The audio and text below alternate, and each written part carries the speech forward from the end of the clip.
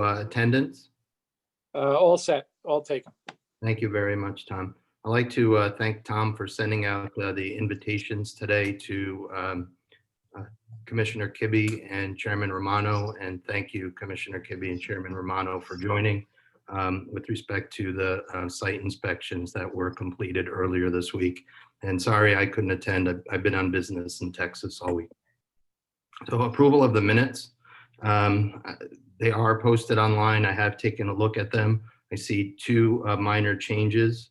In terms of attendees, it mentioned Sergeant LePac. I think that was because Officer Silva just logged in under Pete's ID. So Right. that should be changed to Officer Michael Silva. And also Mr. Hiltz is listed there spelled with a Z, but his surname is Hilts. And that's all I have. Do you need a motion to accept them once those changes are made? Yes, sir. I make a motion to accept with those changes. A second, Nick? A second. All in favor? Aye. Any opposed or abstentions? Motion carries. Public comment. Looking at our participants, there are two attendees. If there's any public comment, would you please raise your hand electronically to be recognized by the moderator? I'll give you a few seconds.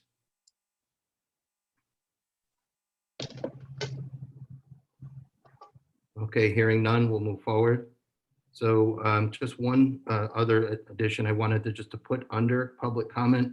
So we asked Captain Pramer last month about meeting with his colleagues with respect to coming up with a formula for seed oyster fees.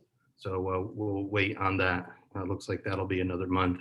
If anyone speaks to Captain Pramer in the meantime, please just let him know we're interested in that. Treasurer's report.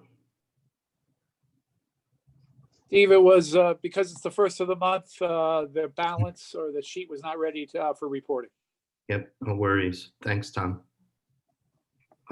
Under Secretary's report, Chairman Romano and Commissioner Kibbe, you guys want to do this off the bat so you can leave, or should we bring it up?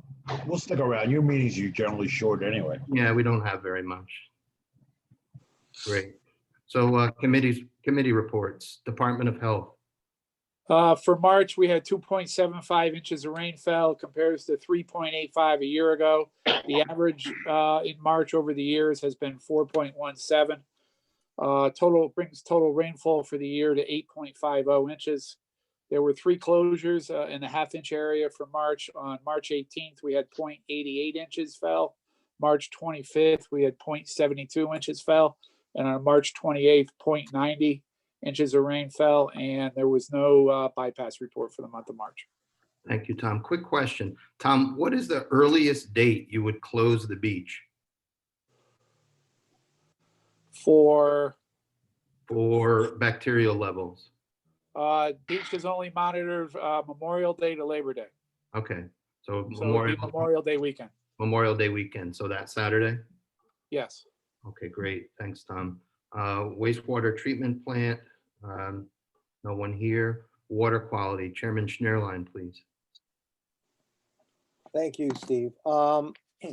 We had a meeting which basically spent most of the time discussing an issue about the Wilson Point area having a drainage pipe that goes directly into the sound.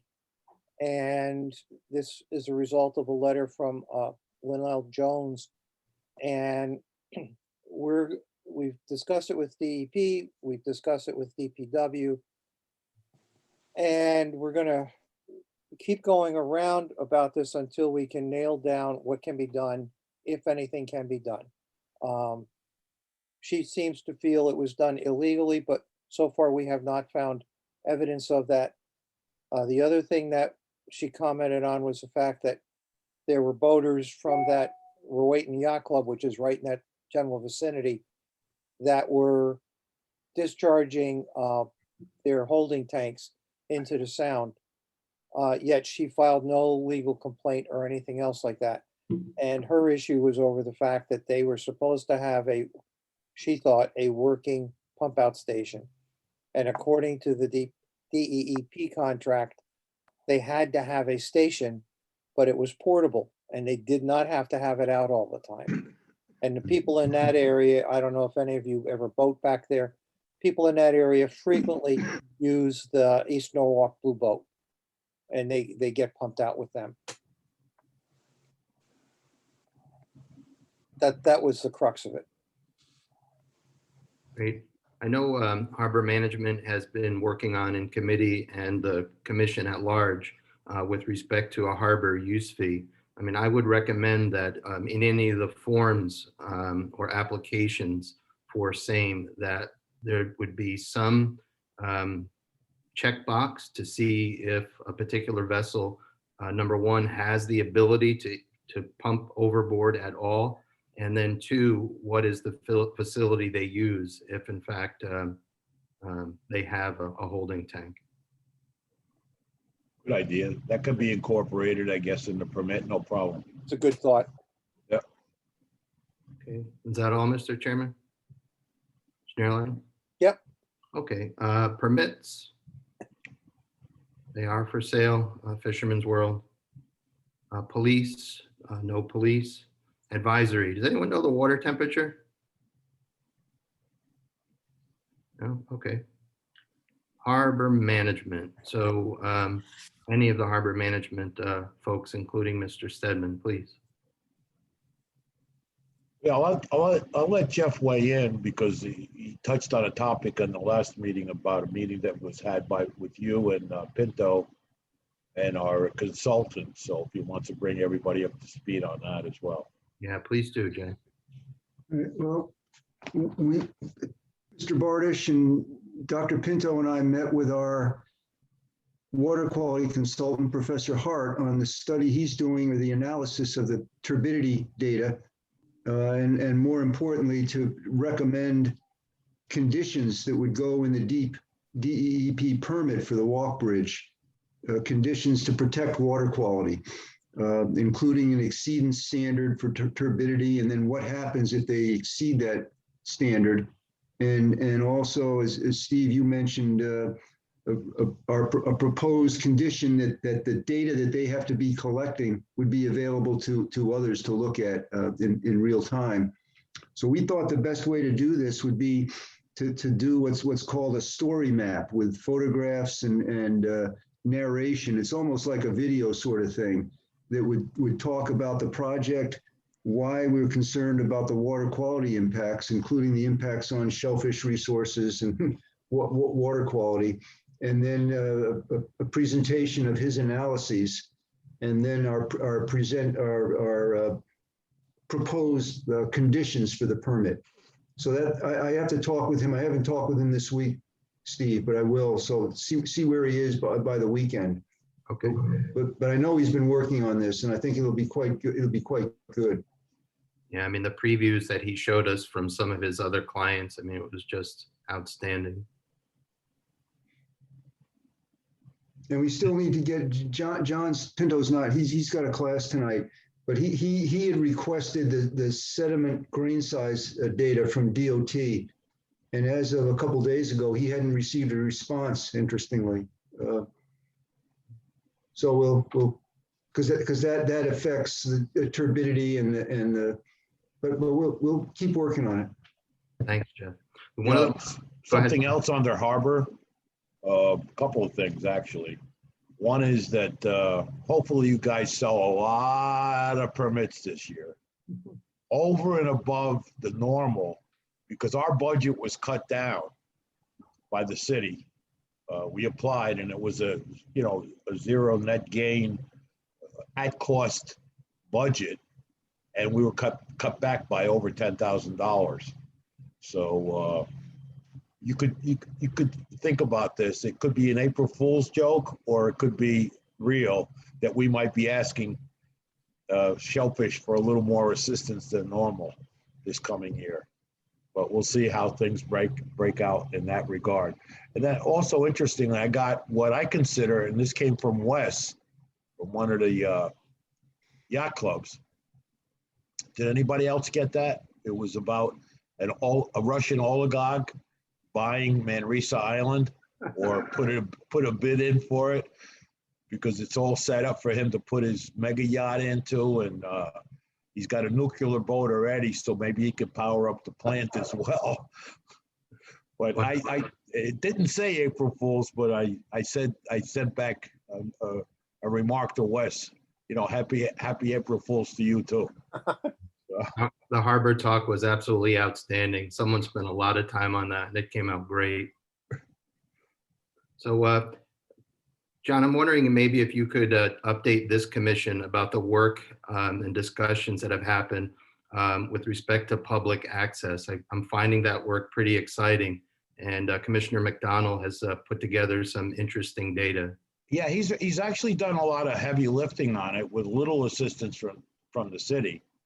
And, you know, Alan has been working with him as well. And there's a lot of good ideas floating around, especially for mooring, where we can wind up with, to increase, because our public mooring besides the yacht clubs has been decreasing year over year. And, you know, I think it's, and our dock space in Norwalk is 100%, 1,050% sold out. And will, for the foreseeable future, be sold out as well. So hopefully we can entice people to take advantage of the mooring and keeping their boats in our harbor, because there's other ancillary benefits to industry and mechanics and restaurants and the like. So we're trying to find all these city properties that are actually city owned, that have in some ways been usurped by the contiguous property owners and taking it and using it as their own. And some of these do have parking available, off-street parking, and where we could put some tie-up spots for dinghies to get to the boats that are moored. And there are several locations that are under consideration just to do that. And you know, and that's something that's in the works. Well, hopefully we'll have something together where we can go to the ordinance committee with our proposal for harbor, the fee structure that we're putting together for the boats in the harbor. And,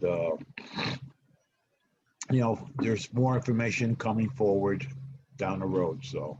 Yeah, thanks, John. I mean, I think it's one of the most exciting things that's come out in a while. It's been in the back of everyone's mind for a long time. We just haven't had the bandwidth to do it. I think it's great that we're doing that. Yeah. So thanks, guys. And then there is a good model for such a structure, although it doesn't have to appear or be the same structure, but the community dock or Rowayton Town Dock is exactly what would be needed. If not structurally, it could be dolphins. We'd have to think out of the box in terms of what the access would be. But this is great. Thank you. So that's the end of the committee reports. If I could have a motion to accept them. Make a motion to accept the committee reports. Second motion. Any opposed? So that carries. Old business. Does anyone have anything on the Walkridge or Eversource before we move to new business? Okay, hearing none. New business. I just wanted to inform the commission at large that I found out through Chairman Romano and Harbor Master Scully how to reserve drone time. So I did reserve some drone time for Sergeant Scully to go out and take some images for us. There is a dredging project, which I believe is in a COP type format that this commission might not directly see at 195 Rowayton Avenue. And we've also seen the application for the Roten Point groins. I just asked Sergeant Scully if he could have some low altitude, low tide photos for us to have an accurate as-built. So thanks for that. So before we move into the last business, for Mr. Hilt's 3 applications at 165 Gregory, 13 River, and 38 Yarmouth, I just wanted to have a discussion about the format in which these applications are received. We receive them generally as multiple PDFs, and then we need to zip them or collate them.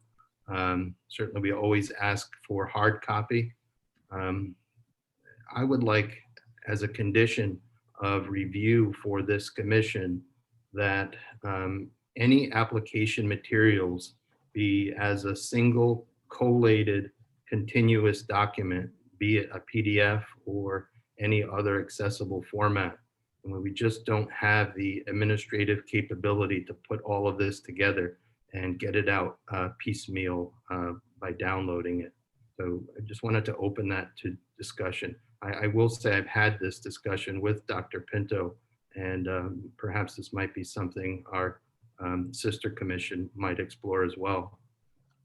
Well, we need to overall, because it's got to be practical. I mean, some of these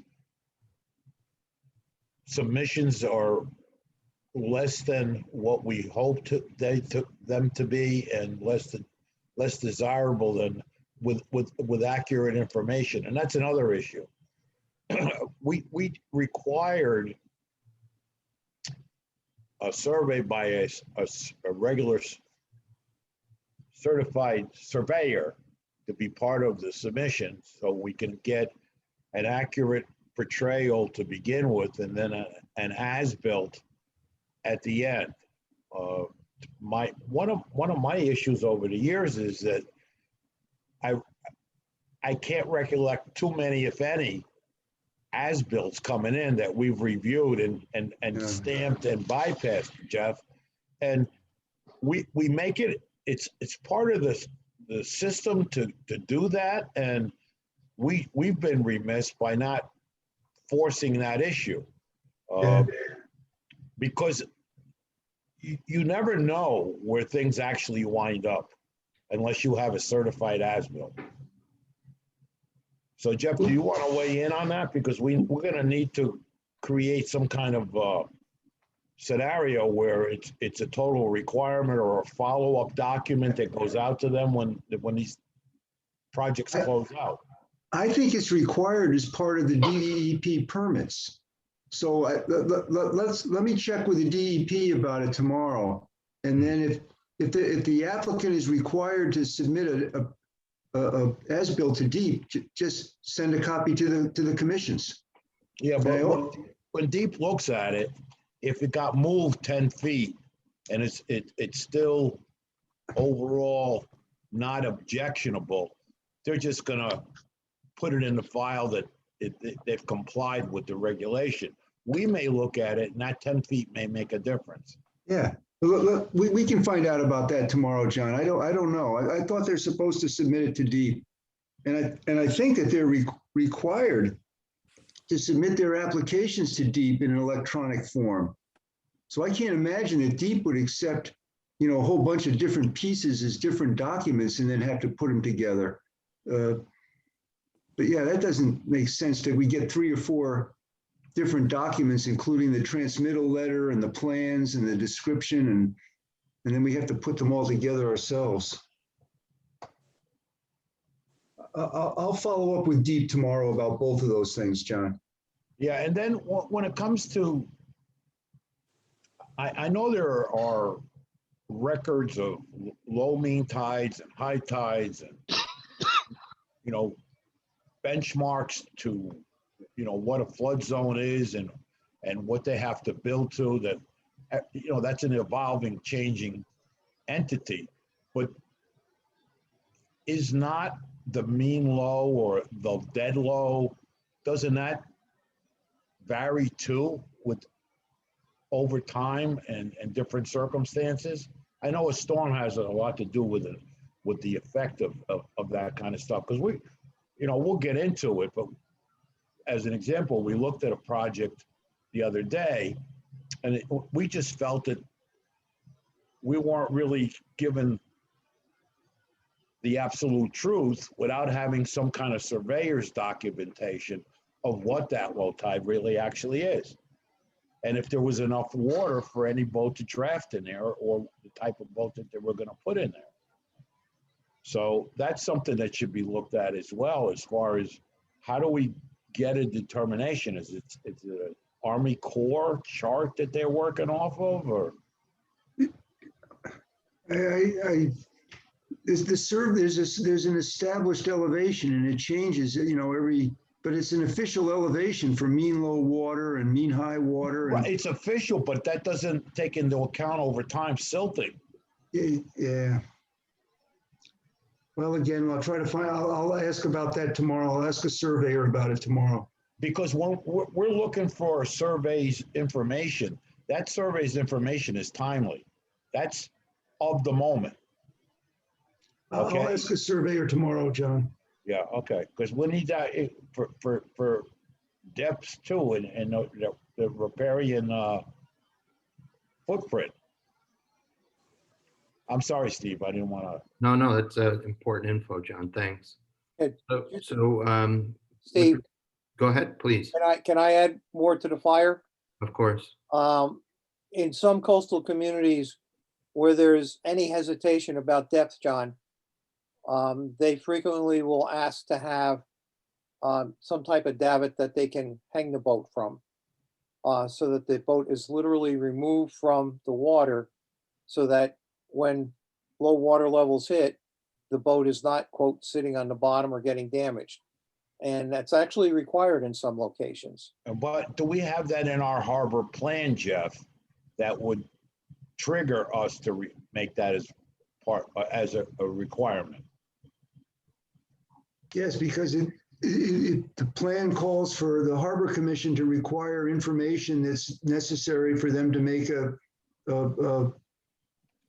good determination or a good review, sufficient to make a review of the project. No, So getting the information is one thing. What Joe was relating to is having them put in something that elevates the boat out of the water. Yeah, because it's our policy that nothing should be on the bottom at low tide. And so that the applicant has to include in the proposal how to accomplish that. We don't specifically say it has to be that way, but it gives us the basis to make that recommendation. All right, well, I'll let Steve get to that portion of the meeting and then we can discuss it even further. Thanks. So just with respect to this data receipt thing, is it okay that I send emails out to our usual agents, Mr. Bajek, Mr. Hiltz, perhaps Race, just asking that these data be collated to decrease our burden? And you can include us in that letter too, Steve, if you want I will. to duel it. Okay. So with no objection, that's what I'll follow up on when I get back. So let's move into those applications where Mr. Hiltz is the agent. And moderator, do I have the ability to share screen? Larry, Yes, you do. Thank you. Let me see if I can find it.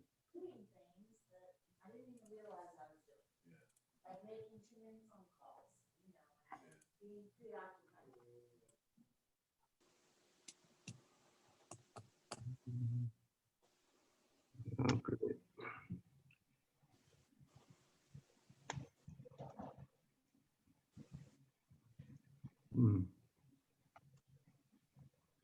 Having some technical difficulty in bringing them up.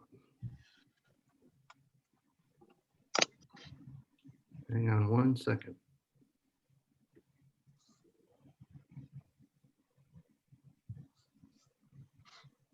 Please bear with me.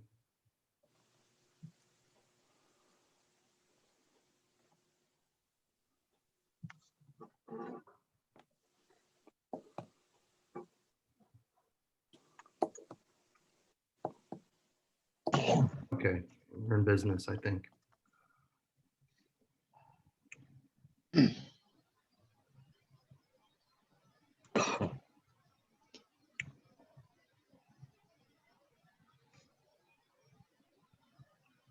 Can you see the plan?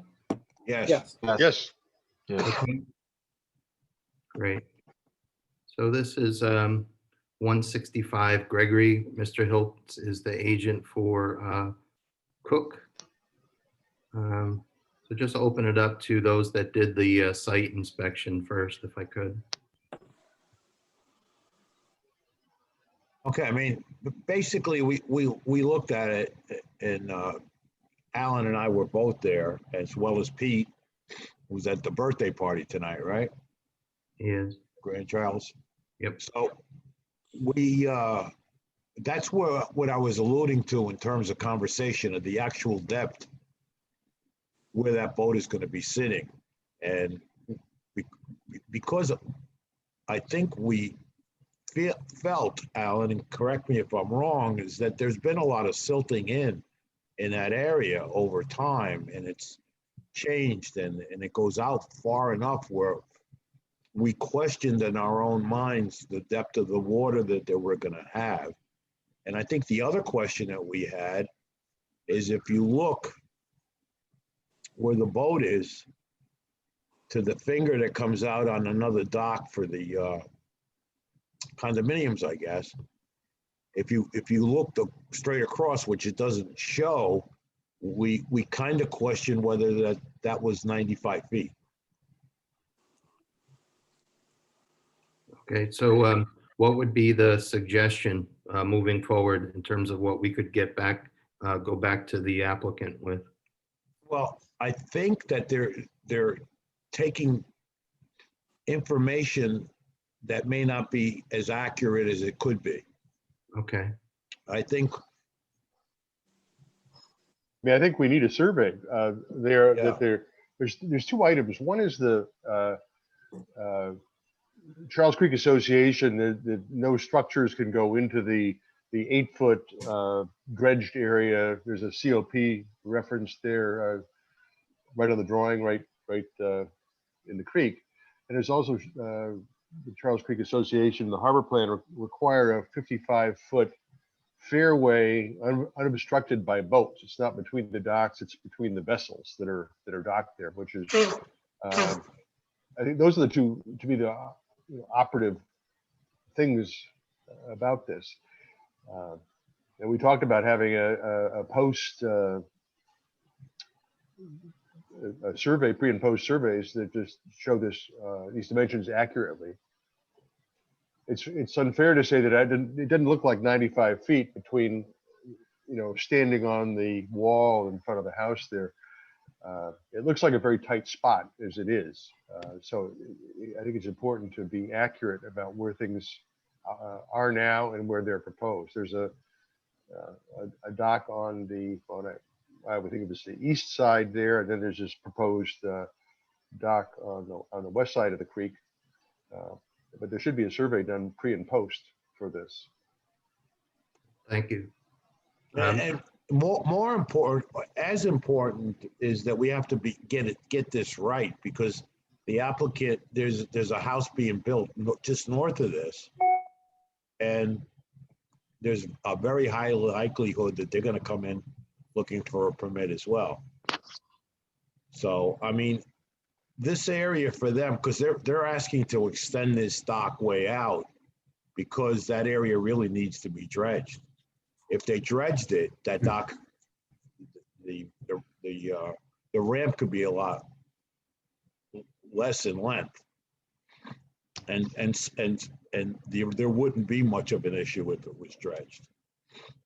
So as this is in pre-application, would Harbor Management's recommendation to Shellfish be that we go fill out our attachment and mention the perhaps imprecision of depths and linear measurements, and ask that an official survey be included for the final application? That would be a good recommendation from you to us, and so we could deal with it properly and send a modification in if we already done an approval on it for moving forward. And the point that Joe brought up might be a resolution to have a mechanical lift there. Yeah. That might be a good Yeah. recommendation. Jeff, go ahead. Steve, can you move the drawing so we can see the notes that are on a little bit above your screen on the drawing? There are two notes on the drawing above the view that's on the screen now. Yeah, it won't scroll, Jeff. But you know, or can you shrink the drawing before you can see a little bit? But No. one thing that I noticed, I don't believe there's an engineer's stamp or a surveyor's stamp on this drawing. No, there wasn't. That's correct, Jeff. And I think the note, does the note, Oh, yeah, here it is. that's it. Can you There you go, scroll Jeff. the other There way? you go. Yes, go down more. That's as far as it'll go. Just The other zoom, way. zoom out, The zoom the out. other way, just, no, go up, Steve, if that's the right way to describe it. Go up this way? Yeah, Yeah. right there. All drawings are intended, locations of structures are approximate and are shown for illustrative purposes. All drawings are intended for a regulatory review only. But that's like sort of saying that the drawing may be accurate or it may not be. It's Exactly. There's no guarantee that the piling anchored floating dock that's 95 feet across from the yes. proposed dock is really there, you know, and that's where it is, or it hasn't been moved, or it hasn't been made wider. So I think it's important to have a survey because it is, those two dotted lines are the 8-foot dredged area that and they shouldn't be have any structures in that 8-foot dredged area. But I think we need a survey to find out where the corners of all these docks are. Otherwise, we're going to really impede the travel in that channel. Right. And I think because I think normally a residential dock plan is not required by DEEP to be prepared by a registered surveyor or engineer. But in this instance, because of the particulars of this location and the reference to the dredged fairway, I think it's maybe reasonable to ask DEEP to require a survey of this so that we can be sure of the dimensions.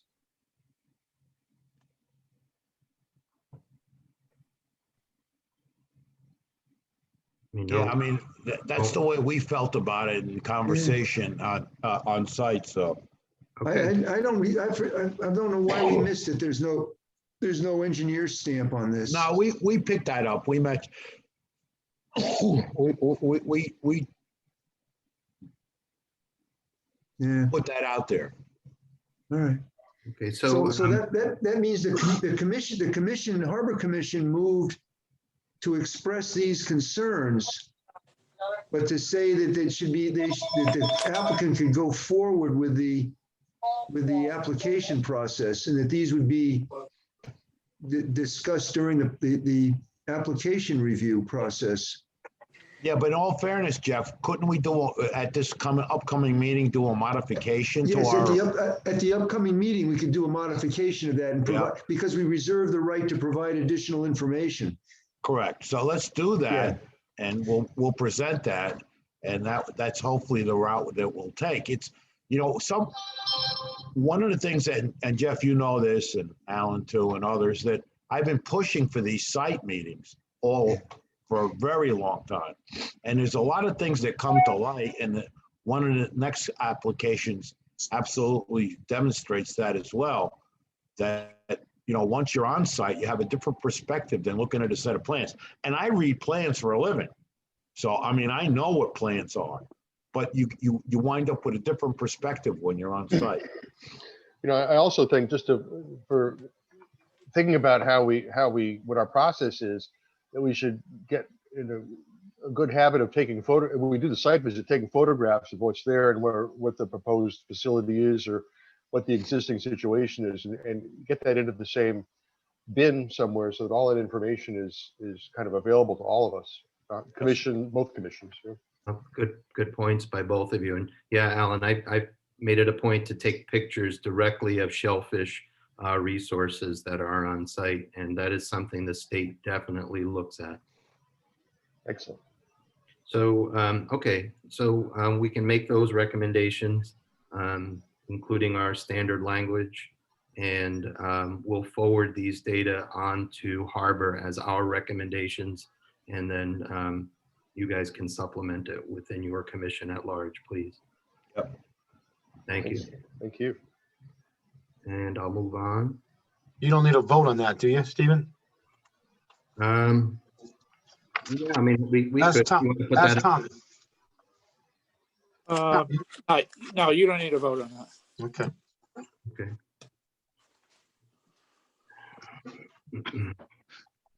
I'll pull up another one here if I can.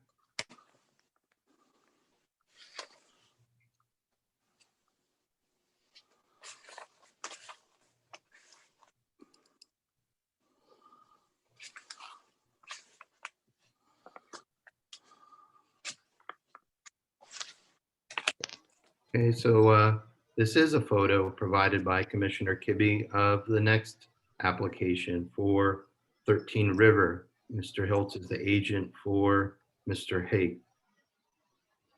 So this is what the site looks like. This is about an hour and a half before low tide, low water. Any questions on this before I put the plans up? And I can go back and forth. That's no problem. Okay, I'll do so.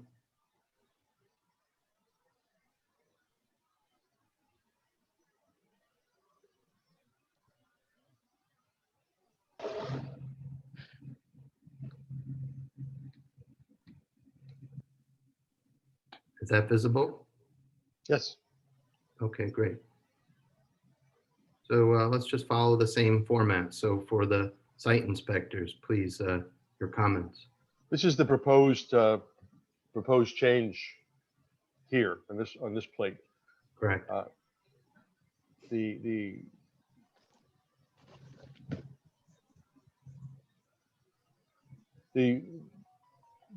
This proposal extends the float out about 17 feet further into the channel than it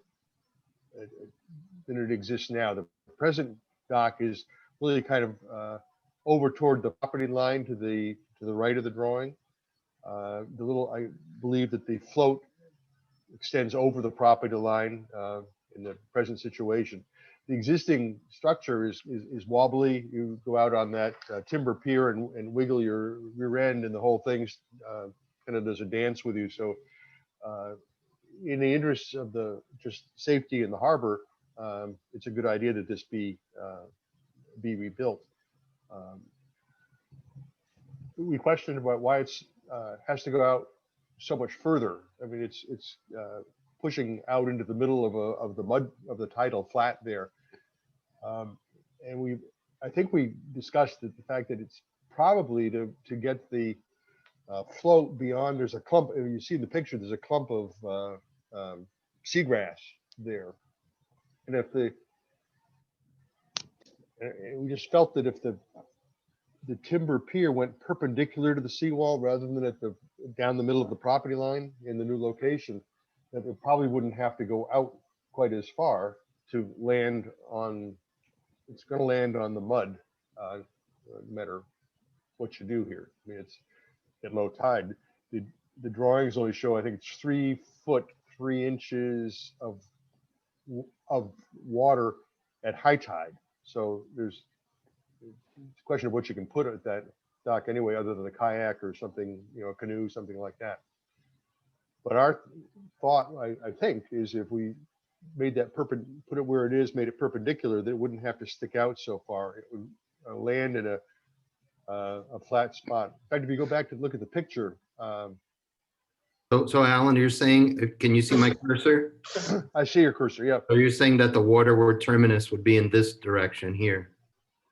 Yeah, I think if the thing is angled so it's perpendicular to the seawall rather than parallel to the property line, it might not have to go out so far. I think it looks like it's trying to get going from the photograph. It looks like it's trying to go over some spartina there that doesn't exist slightly further to the north. We questioned in our own mind. First of all, that dock that's there is a disaster area. Anybody, all of us who walked on it were fear of their lives and falling. So obviously to replace it, that's where the need is arising, is because of the shape that it's in. Then if you look at the angle of the property next door, to the right of it, you could see where the dock is crossed over the property line, no question about it. So I get where you're talking about moving it over, but if you look at where it's sitting now, and he's trying to go beyond that to the left, that clump of Right. land, and that's what he's doing. If you put it on an angle, you're still going to be within the property line, and you could come in maybe 10 feet as far as less of a dock going out.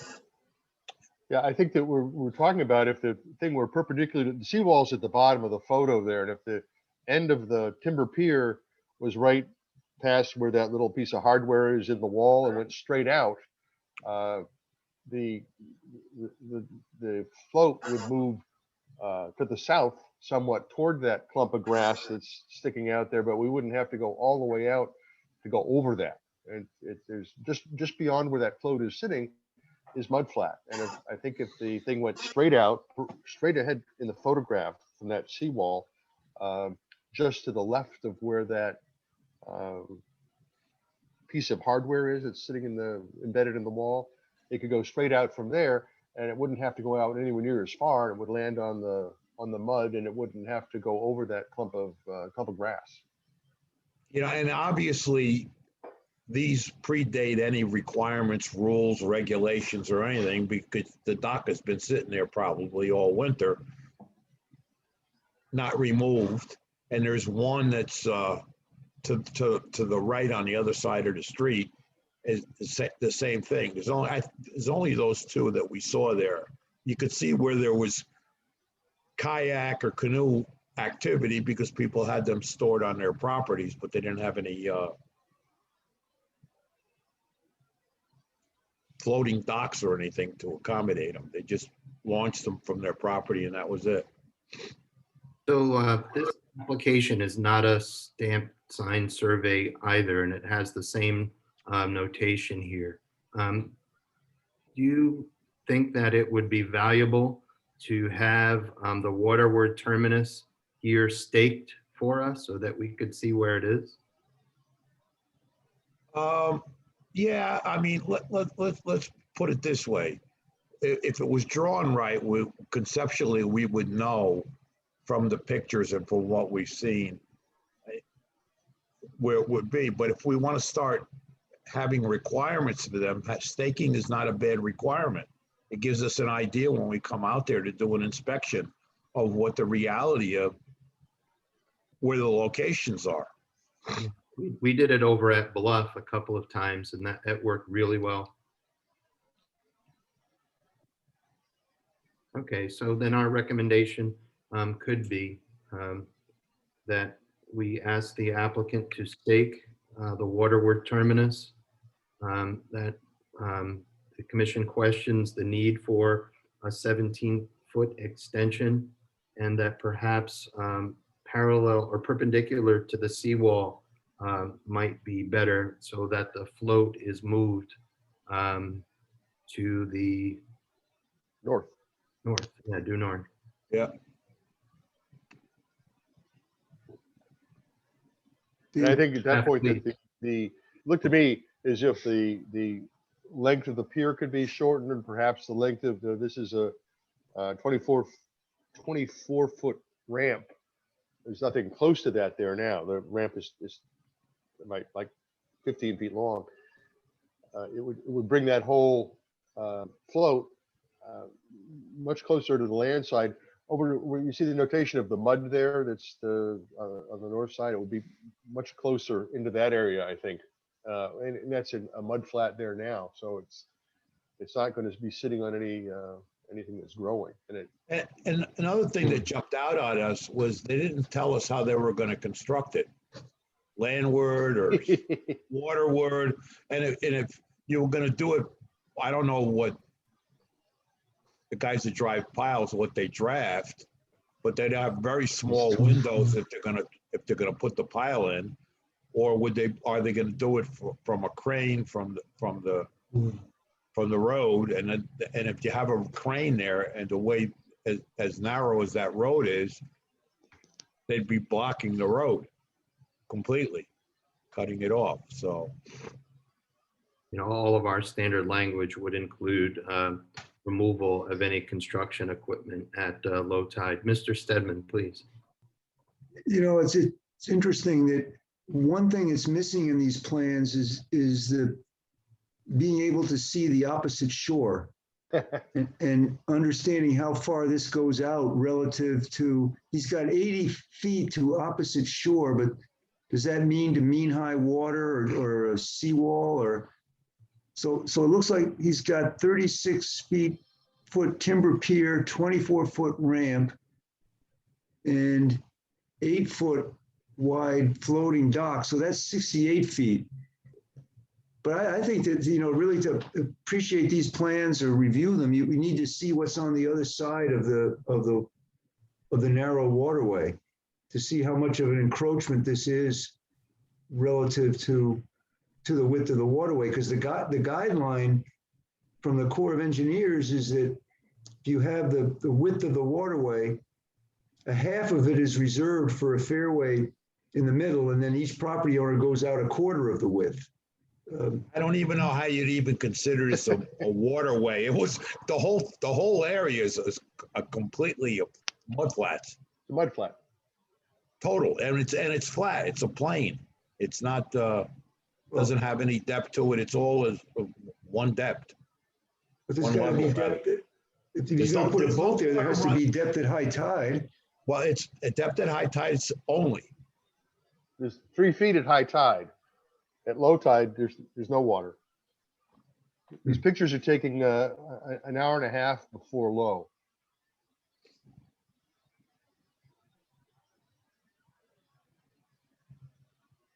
And that's mud. You can see over to the left third, there's a wading bird standing on the bottom. That this, Alan? Yeah. That bird standing on the bottom. Yes. Oh, interesting. He's walking on mud. Okay.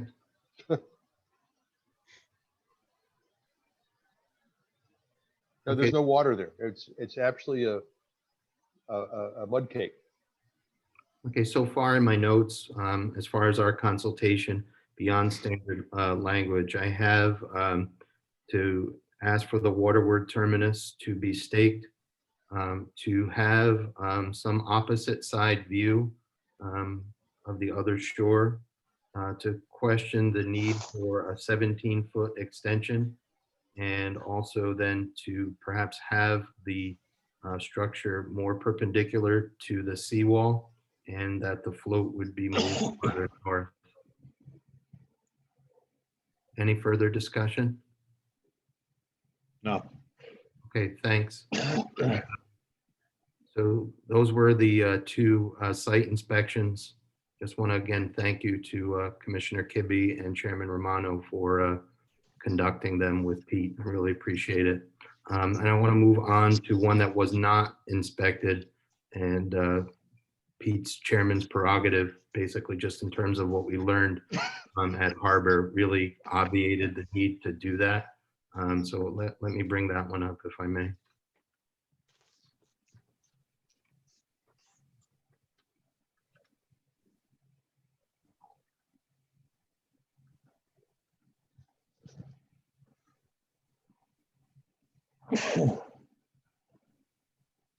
Okay, is this one visible? Yep. Okay, so this again is Mr. Hiltz for Porges at 38 Yarmouth. Basically, it's just the construction of masonry steps up to 5 feet wide, going down to a cobbly beach. I don't personally see any effect on shellfish resources there, though of course this wasn't site inspected. but we thought that perhaps it wouldn't be necessary. Any discussion? You know, in Harbor, we had no issues with this, I don't think. So then I would just propose that our consultation would be our standard language to include no objection to it moving forward to a full application. So thanks. Any other new business? Hearing none, I would like to entertain a motion to adjourn. Make a motion to adjourn. Thank you. A Second motion. Thank you, Nick. And all in favor? Aye. Next meeting is May 6th. Let's hope it's 80 degrees and everyone's enjoying it. Everyone enjoy their holiday weekend. Be Yes. safe. Enjoy, everyone. Bye, Joey. Take Thanks, care, guys. Stephen. Thank you. Thank you all. Thank you. Larry, thank you. Good night, everybody. Good night. Take care. Ciao, Bella.